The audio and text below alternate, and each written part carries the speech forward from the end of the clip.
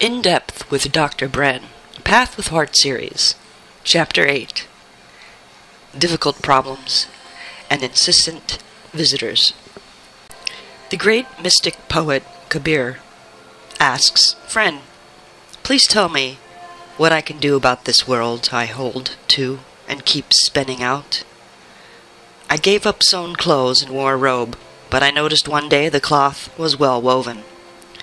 So I bought some burlap, but I still throw it elegantly over my left shoulder. I pulled back my sexual longings, and now I discovered that I'm angry a lot. I gave up rage, and now I notice that I'm greedy all day. I worked hard at dissolving the greed, and now I'm proud of myself. When the mind wants to break its link with the world, it still holds on to one thing. How can we understand what perpetuates the difficulties we encounter? Once we can name the demons as they come and go, our heart can hold them more lightly. Without judgment, we become what Ram Dass calls a connoisseur of our neuroses. Then we are ready for a deeper opening, for understanding what is at their root. With more careful attention, we will sense that each demon and hindrance is an emotional or spiritual contraction, and that each is generated out of fear. It is this contraction and grasping that the Buddha described as the source of all human suffering. And it is from this fear that creates a contracted and false sense of self, what Jung called the persona. From this limited sense of self arises deficiency and need, defensive anger, and the barriers we build for protection. Yet underneath it, we will find an openness and wholeness that can be called our true nature or original state, our Buddha nature, or what Jung called the self, and what I call the soul. But to come to our true nature, or soul, we need to examine and untangle the workings of this body of fear in the most personal way.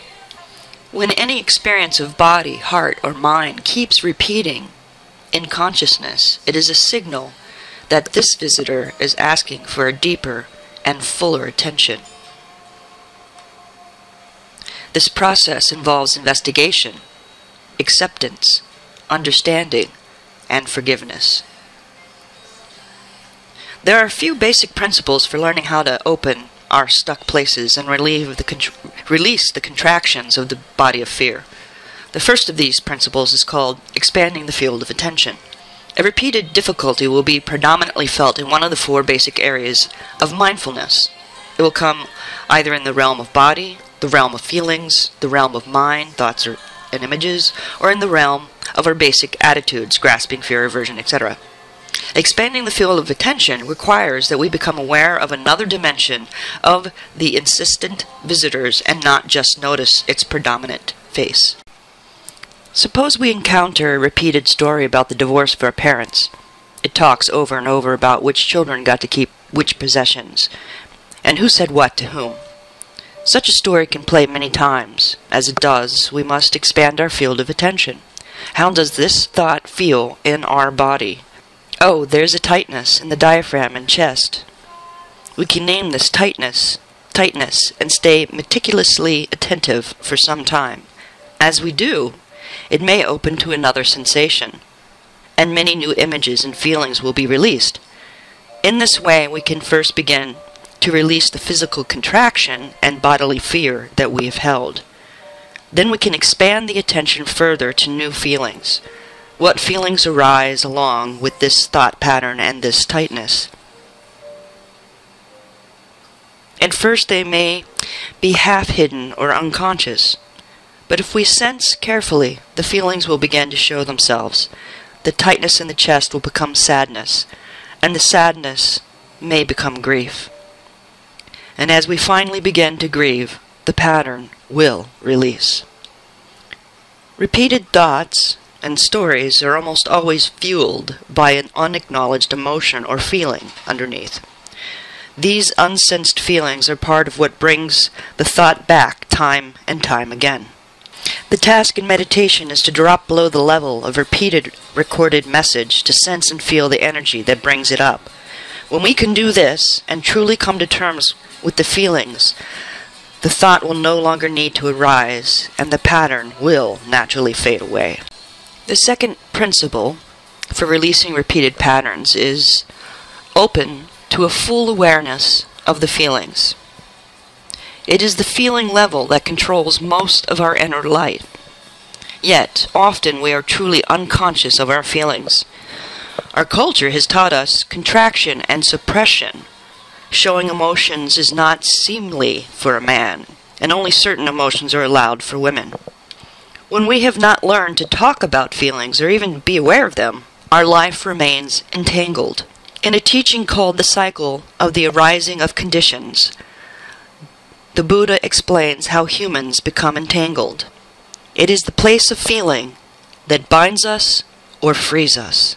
If we learn to be aware of feelings without grasping or aversion, then they can move through us like changing weather, and we can be free to feel them and move on like the wind. The third principle, discover what is asking for acceptance.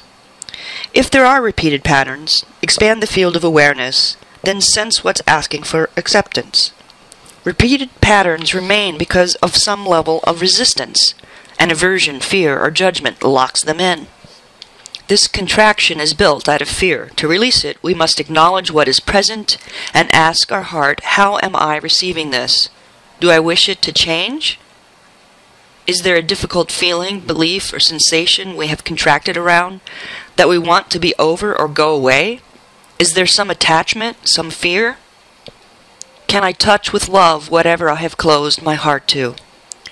In difficult patterns of thought, emotion, or sensation, we must open to feel their full energy in our body, heart, and mind, however strongly they show themselves. Sometimes an even more careful and directed attention is needed to open our repeated patterns and deepest knots. And this brings us to the fourth principle, opening through the center.